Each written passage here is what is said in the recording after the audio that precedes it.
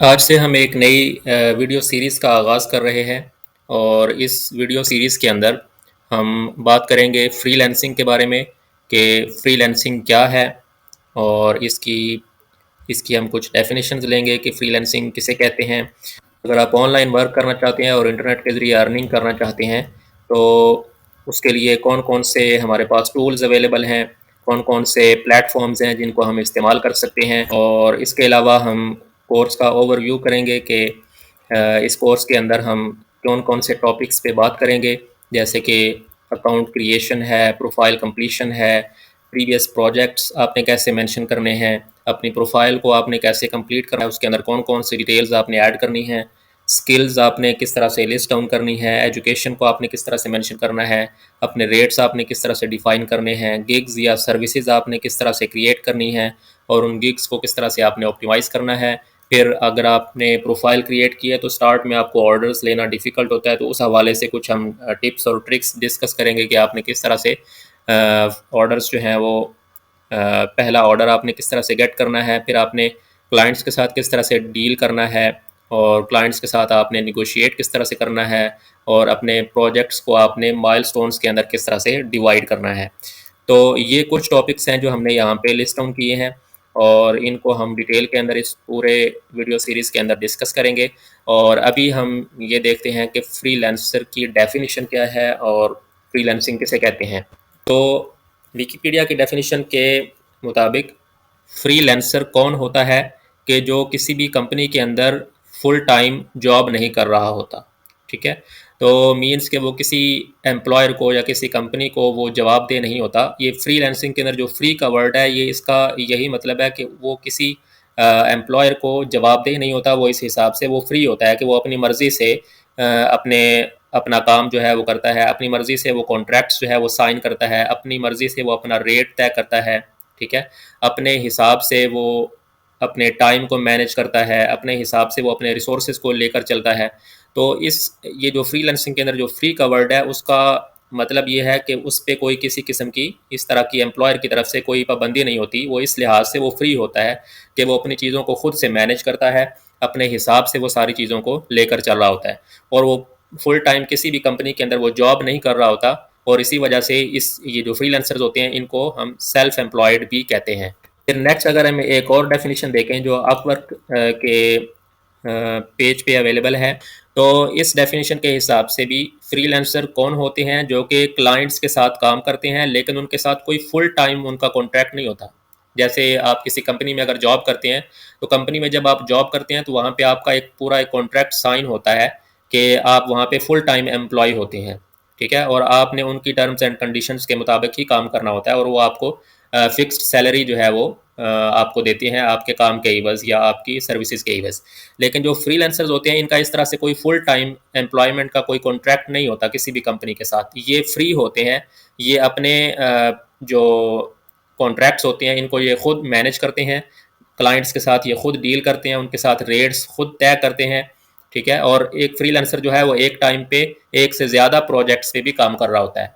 ठीक है, और वो सारी चीज़ों को मैनेज कर रहा होता है खुद से। और जो आईआरएस है, जो टैक्सिंग सर्विस है, जो रेवेन्यू की सर्विस है अमेरिका की, उसके मुताबिक जो फ्रीलांसर्स होते हैं उनको हम सेल्फ एम्प्लॉयड इंडिविजुअल्स कहते हैं। फिर यहाँ पे हम कुछ बेनिफिट्स डिस्कस कर लेते हैं फ्रीलांसिंग के। तो फ्रीलांसिंग के बेनिफिट्स हैं जैसे कि फ्लेक्सिबिलिटी है, मीन्स कि आप अपनी मर्ज़ी से चीज़ों को मैनेज करते हैं।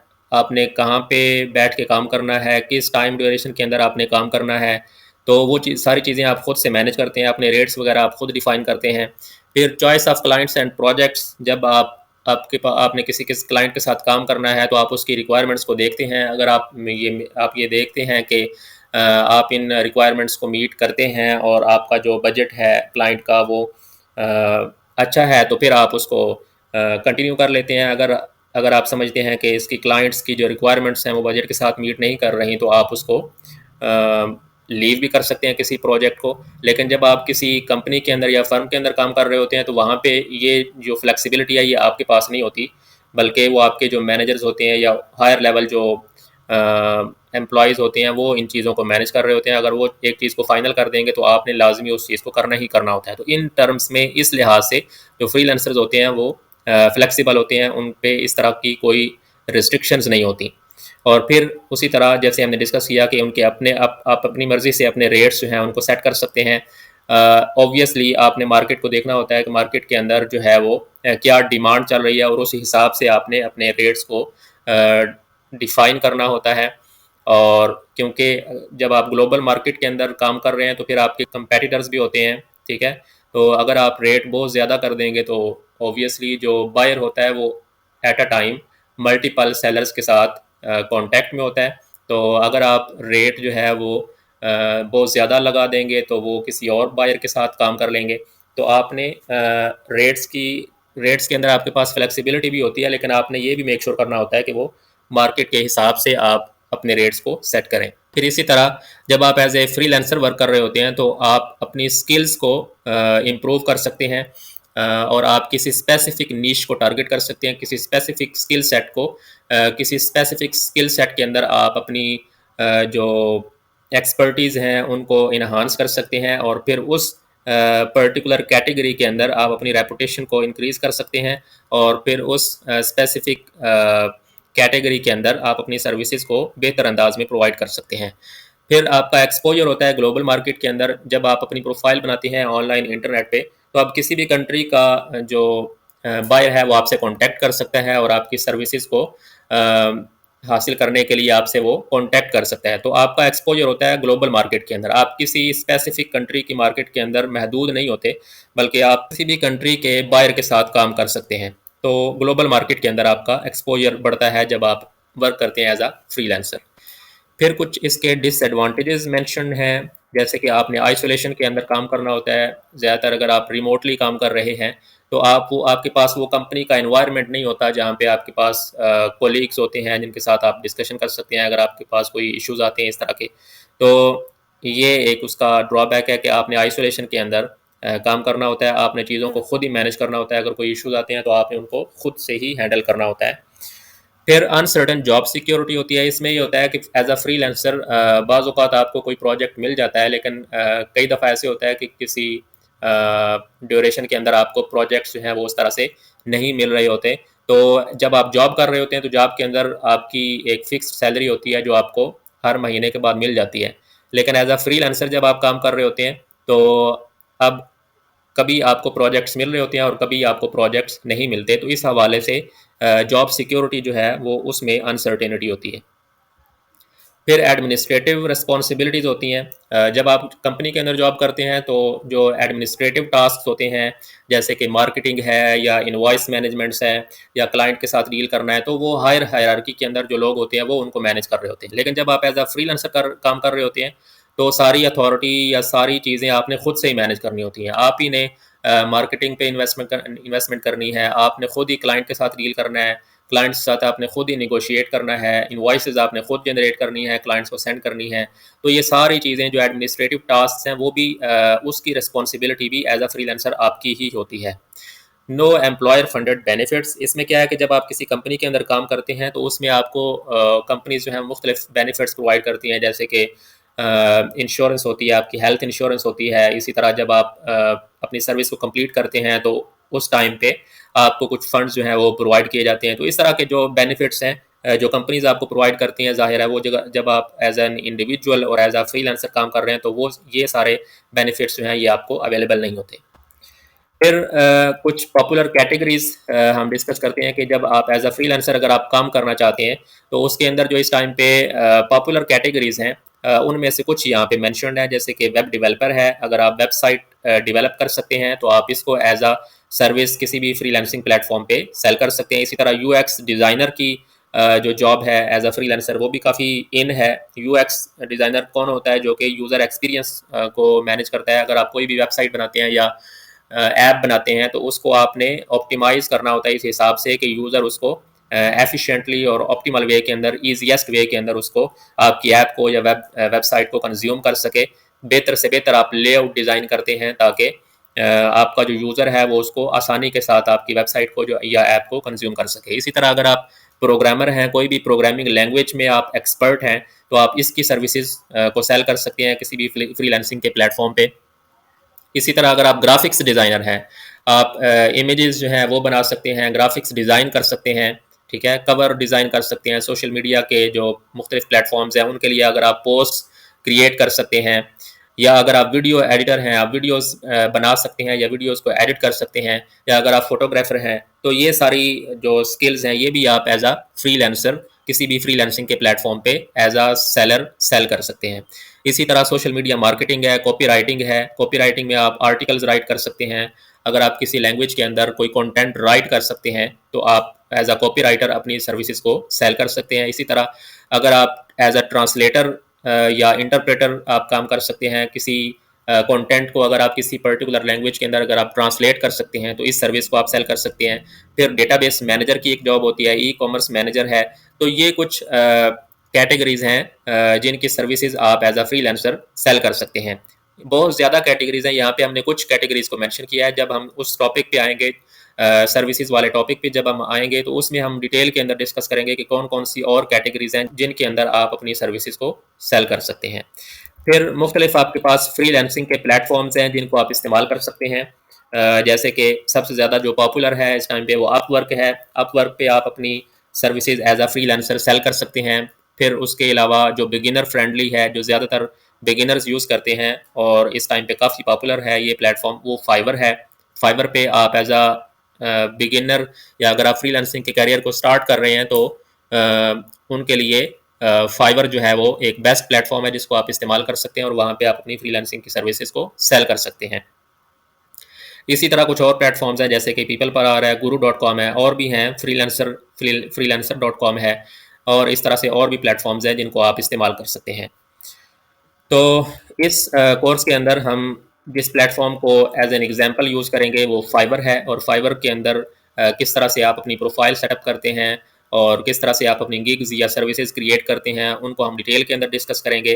तो अब हम fiverr.com जो वेबसाइट है, जो हम एज अ फ्रीलांसर प्लेटफॉर्म इस वीडियो सीरीज़ के अंदर इस्तेमाल करेंगे, इसकी वेबसाइट को आज हम एक्सप्लोर करेंगे कि इस पे इसकी वेबसाइट के ऊपर अगर आप आएँ तो यहाँ पे इसने कुछ पॉपुलर प्रोफेशनल सर्विसेज भी मेंशन की हुई हैं कि कौन कौन सी पॉपुलर सर्विसेज हैं जो इस प्लेटफॉर्म पे फ्रीलांसर्स जो हैं वो प्रोवाइड कर रहे हैं। तो इनमें अगर आप देखें तो सबसे पहले है लोगो डिज़ाइन है, तो ये कैटेगरी है, इसको आप इस्तेमाल कर सकते हैं फ्रीलांसिंग की सर्विसेज प्रोवाइड करने के लिए।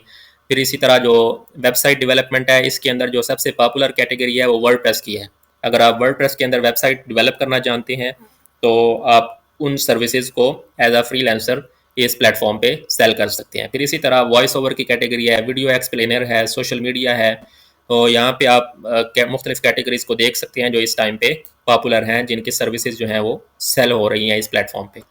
फिर यहाँ पे अगर आप इसको फर्दर स्क्रॉल डाउन करें तो नीचे एक चीज़ मैं आपको यहाँ पे दिखाना चाह रहा हूँ कि कौन कौन सी और कैटेगरीज हैं जिनकी सर्विसेज आप एज अ फ्रीलांसर सेल कर सकते हैं। तो यहाँ पे कुछ कैटेगरीज जो हैं वो यहाँ पे मेंशन्ड हैं, जैसे कि ग्राफिक्स एंड डिज़ाइन है। इसमें जैसे अगर आप लोगो डिज़ाइन कर सकते हैं, आप कवर डिज़ाइन कर सकते हैं, मुख्तलिफ सोशल मीडिया प्लेटफॉर्म्स के लिए अगर आप पोस्ट जो हैं उनको डिज़ाइन कर सकते हैं, तो ये एक बेस्ट कैटेगरी है जिसकी सर्विसेज आप इस प्लेटफॉर्म पे सेल कर सकते हैं एज अ फ्रीलांसर। फिर डिजिटल मार्केटिंग है, सोशल मीडिया मार्केटिंग है, एड कैंपेन्स होती हैं जिनको आप अगर आप उनको मैनेज कर सकते हैं तो उसकी आप सर्विसेज भी एज अ फ्रीलांसर सेल कर सकते हैं। फिर राइटिंग एंड ट्रांसलेशन की कैटेगरी है, अगर आप कंटेंट राइट कर सकते हैं, अगर आप कंटेंट को की कॉपी प्रोवाइड कर सकते हैं या किसी कंटेंट को अगर आप ट्रांसलेट कर सकते हैं तो उसकी सर्विसेज भी आप एज अ फ्रीलांसर प्रोवाइड कर सकते हैं। फिर वीडियो एंड एनिमेशन है, अगर आप वीडियो डेवलप कर सकते हैं, उसको एडिट कर सकते हैं, वीडियोज़ के अंदर मुख्तलिफ इफ़ेक्ट्स अगर आप ऐड कर सकते हैं, तो इस तरह की सर्विसेज भी आप इस प्लेटफॉर्म पे सेल कर सकते हैं। फिर और मुख्तलिफ कैटेगरीज हैं जैसे कि म्यूज़िक एंड ऑडियो है, प्रोग्रामिंग एंड टेक है, डेटा है, बिजनेस है, लाइफस्टाइल है, साइट मैप है, लाइफस्टाइल है। तो ये मुख्तलिफ कुछ कैटेगरीज हैं जो यहाँ पे अवेलेबल हैं जिनकी सर्विसेज आप प्रोवाइड कर सकते हैं। इसके अलावा अगर आपकी कोई कैटेगरी यहाँ पे मेंशन नहीं है तो आप यहाँ पे सर्च भी कर सकते हैं कि उस कैटेगरी से रिलेटेड कौन कौन सी सर्विसेज हैं जो ऑलरेडी जो सेलर्स हैं वो प्रोवाइड कर रहे हैं, तो उससे आपको आइडिया हो जाएगा कि आप उस तरह की सर्विसेज जो हैं उनको किस तरह से उनकी सर्विसेज को सेल कर सकते हैं उस कैटेगरी की।